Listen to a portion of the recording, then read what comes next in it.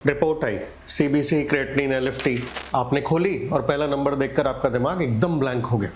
Neutrophils 400, platelet 35,000, creatinine 2.1 और आपको लगा कीमो ने किडनी खराब कर दी, इन्फेक्शन हो गया, कुछ तो गड़बड़ है। रुकिए, हर तीसरा केयर गिवर यही सोचता है और हर तीसरा केयर गिवर गलत सोचता है, क्योंकि ये नंबर्स डराने के लिए नहीं, ये बताने के लिए। रिपोर्ट का रेड नंबर और मेडिकल इमरजेंसी दोनों हमेशा सेम चीज़ नहीं होते। अब इस वीडियो में मैं आपको 5 चीज़ें देने वाला हूँ और मैं चाहता हूँ कि आप ये पांचों गिन लें, क्योंकि वीडियो के आखिर में एक चेकलिस्ट देने वाला हूँ स्क्रीनशॉट लेने लायक। नंबर 1, न्यूट्रोफिल्स 500 से नीचे का मतलब क्या है और कब घबराना है। नंबर 2, प्लेटलेट्स 20,000 और 50,000 में ज़मीन आसमान का फ़र्क, वो फ़र्क मैं बताऊँगा। नंबर 3, क्रेटिनिन बेसलाइन से कितना बदला और कब एक्शन लेना है। नंबर 4, एलएफटी लीवर एंजाइम्स बढ़े हैं, कीमो रोकनी पड़ेगी या नहीं। नंबर 5, ये तीनों रिपोर्ट्स एक साथ पढ़ने का फॉर्मूला जो कोई भी हिंदी वीडियो आपको नहीं देगा। ये वीडियो आपके लिए है। अगर कल किसी की रिपोर्ट आने वाली है, रिपोर्ट आ चुकी है और आप समझ नहीं पाए या आप बस तैयार रहना चाहते हैं, तो वीडियो के आखिर तक रहिएगा, क्योंकि आखिरी नंबर 5 वो है जो सबसे ज़्यादा लोग मिस करते हैं और वही सबसे ज़्यादा काम का है। एक बात सीधी है, कीमो का काम है तेज़ी से बढ़ने वाली सेल्स को मारना। कैंसर सेल्स तेज़ी से बढ़ती हैं, लेकिन आपकी बोन मैरो, बाल, स्किन ये भी तेज़ी से बढ़ते हैं, तो कीमो इनको भी हिट करती है। इसलिए कई मरीजों में सीबीसी में न्यूट्रोफिल्स गिर सकते हैं, प्लेटलेट्स कम हो सकते हैं, एलएफटी में एंजाइम्स बढ़ सकते हैं, लेकिन हर मरीज में नहीं और हर साइकिल में नहीं। गलती क्या है? गलती ये है कि लोग हर गिरे हुए नंबर को इमरजेंसी समझ लेते हैं और हर बढ़े हुए नंबर को कीमो का साइड इफेक्ट। सच क्या है? हर नंबर की एक एक्शन लाइन होती है, एक थ्रेशोल्ड, उसके ऊपर वॉच करो, उसके नीचे एक्ट करो। आज मैं आपको 5 थ्रेशोल्ड देता हूँ। पहला नंबर न्यूट्रोफिल्स, रिपोर्ट पे एएनसी या एब्सोल्यूट न्यूट्रोफिल काउंट लिखा होता है, नॉर्मल है 2000 से 7000। अब कीमो के बाद ये गिर सकता है, सवाल है कितना। ग्रीन 1000 से ऊपर, रूटीन मॉनिटरिंग जारी रखिए, कोई नया लक्षण आए तो टीम को बताइए। येलो 500 से 1000 के बीच, यहाँ सावधान रहना है, भीड़ में मत जाइए, मास्क पहनिए, लेकिन पैनिक की जरूरत नहीं। रेड 500 से नीचे, इसे फेब्राइल न्यूट्रोपिनिया का रिस्क कहते हैं। अब अगर बुखार आया 100.4 डिग्री फ़ारेनहाइट या 38 डिग्री सेंटीग्रेड से ऊपर, तो तुरंत ऑन्कोलॉजिस्ट को बताइए, देर मत कीजिए। एक बात सीधी है, एएनसी 500 से नीचे है और बुखार नहीं है, तब भी सेम डे अपनी ऑन्कोलॉजी टीम को रिपोर्ट शेयर करिए, उनका मॉनिटरिंग प्लान फॉलो करिए। बुखार, कपकपी या अचानक तबीयत बिगड़े, तुरंत संपर्क करिए। एएनसी 500 से नीचे और बुखार, ये मेडिकल इमरजेंसी है, 1 मिनट भी मत रुकिए। दूसरा नंबर प्लेटलेट्स, नॉर्मल 1.5 लाख से 4 लाख, कीमो के बाद ये गिरकर 50,000, 30,000, कभी कभी 10,000 तक आ सकते हैं। अब सबसे कॉमन गलती, 60,000 देखकर लोग सोचते हैं कि प्लेटलेट चढ़वानी पड़ेगी। नहीं, बिल्कुल नहीं। स्टेबल मरीज में बिना एक्टिव ब्लीडिंग के प्रोफाइलेक्टिक प्लेटलेट ट्रांसफ्यूजन जनरली 10,000 के थ्रेशोल्ड पर कंसिडर किया जाता है, लेकिन अगर बुखार है, इन्फेक्शन है, कोई प्रोसीजर होने वाला है या प्लेटलेट तेजी से गिर रहे हैं, तो डॉक्टर हायर थ्रेशोल्ड यूज़ करते हैं। ये डिसीजन आपका ऑन्कोलॉजिस्ट लेगा। रुकिए, एक और नंबर है 50,000। कई इन्वेजिव प्रोसीजर्स के लिए 50,000 का टारगेट रखा जाता है, लेकिन एग्जैक्ट ज़रूरत प्रोसीजर पर डिपेंड करती है।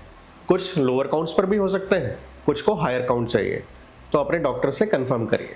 और 20,000 से नीचे ब्लीडिंग का रिस्क नोटिसेबली बढ़ सकता है, खासकर अगर साथ में बुखार, इन्फेक्शन, म्यूकोसाइटिस या ब्लड थिनर चल रहे हो तो घर पर क्या देखना है? मसूड़ों से खून तो नहीं आ रहा, नाक से खून तो नहीं आ रहा, स्किन पर लाल बैंगनी धब्बे यानी कि पिटीकिए तो नहीं है, आपकी लैट्रिन में खून तो नहीं आ रहा, काले रंग की लैट्रिन तो नहीं हो रही। इनमें से कुछ भी दिखे और प्लेटलेट्स 20,000 से नीचे हों तो तुरंत रिपोर्ट करें। अब तीसरा और चौथा नंबर, क्रिएटिनिन और एलएफटी, ये दोनों मैं एक साथ बता रहा हूँ क्योंकि इनका एक ही सवाल है, कीमो रोकनी पड़ेगी क्या? क्रिएटिनिन किडनी का नंबर। एक बात सीधी है, क्रिएटिनिन को लैब की नॉर्मल रेंज से नहीं, पेशेंट के अपने बेसलाइन से कंपेयर करिए। जिस पेशेंट का बेसलाइन 0.7 था और अब 1.2 है, ये क्लिनिकली इंपॉर्टेंट बदलाव है। जिसकी बेसलाइन सीकेडी में 1.5 थी, उसके लिए 1.5 स्टेबल हो सकता है। नंबर सेम हो सकता है, लेकिन मतलब अलग। सबसे कॉमन कारण कीमो नहीं, डिहाइड्रेशन है। पेशेंट पानी ही नहीं पी रहा, उल्टी हो रही है, खाना नहीं खा रहा, क्रिएटिनिन बढ़ जाता है। कब एक्शन लेना है? क्रिएटिनिन तेजी से बढ़ रहा हो, बेस लाइन से 0.3 मिलीग्राम पर डेसिलीटर या ज़्यादा जल्दी बढ़े, पेशाब बहुत कम आ रहा हो, नेफ्रोटॉक्सिक कीमो चल रही हो जैसे कि सिस्प्लेटिन, इनमें से कोई भी हो तो सेम डे ऑन्कोलॉजी टीम को बताइए। सिर्फ पानी पिलाकर वेट मत करिए। अब LFT, SGOT, SGPT chemo drugs liver में मेटाबोलाइज होती हैं, इसलिए एंजाइम्स बढ़ सकते हैं, लेकिन कितना एक्सेप्टेबल है ये ड्रग स्पेसिफिक होता है। तो थ्रेशोल्ड नॉर्मल की 3 से 5 गुना अपर लिमिट से ज़्यादा बढ़े और साथ में बिलिरुबिन भी बढ़ा हो तब एक्शन लिया जाता है। तो एक बात तो सीधी है, SGOT, SGPT बढ़े हैं और बिलिरुबिन नॉर्मल है, ये रीएश्योरिंग हो सकता है, लेकिन एक्शन लेना है या नहीं लेना है ये आपका ऑन्कोलॉजिस्ट डिसाइड करेगा ड्रग और LFT का पैटर्न देखकर। इम्यूनोथेरेपी में आइसोलेटेड एंजाइम राइज भी इंपॉर्टेंट हो सकता है, इसलिए नंबर देखकर खुद जज मत करिए, यही मैसेज है। अब नंबर 5, वो नंबर जो सबसे ज़्यादा लोग मिस करते हैं। ये कोई एक वैल्यू नहीं है, ये एक फार्मूला है तीनों रिपोर्ट्स को एक साथ पढ़ने का।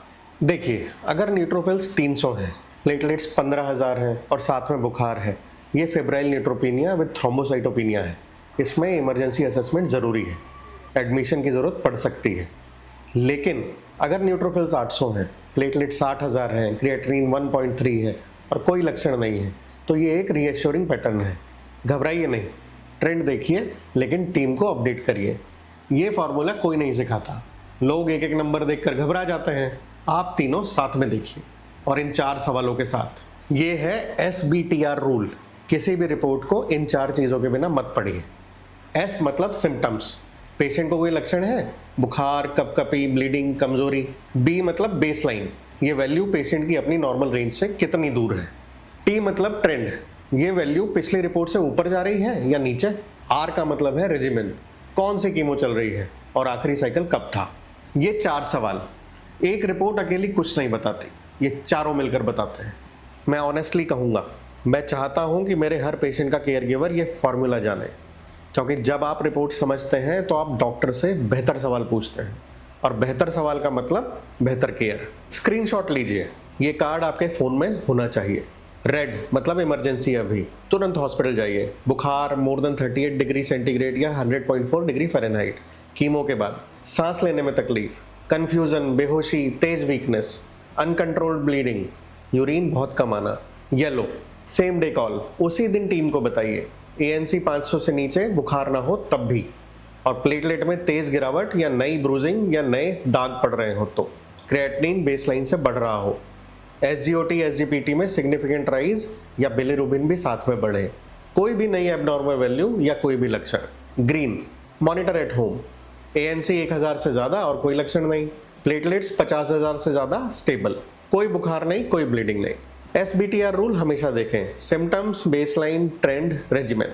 रात को 11 बजे ये वीडियो देख रहे हैं, शायद घर में सब सो गए हैं, लेकिन आपका दिमाग चल रहा है। कल रिपोर्ट आने वाली है या आज आई है और आप समझ नहीं पाए। अब आप समझ गए, अब आप तैयार हैं। ये वीडियो उस इंसान को भेजिए जो कल किसी की रिपोर्ट लेने जा रहा है, और कमेंट में लिखिए, रिपोर्ट समझ आ गई, मैं देखूंगा।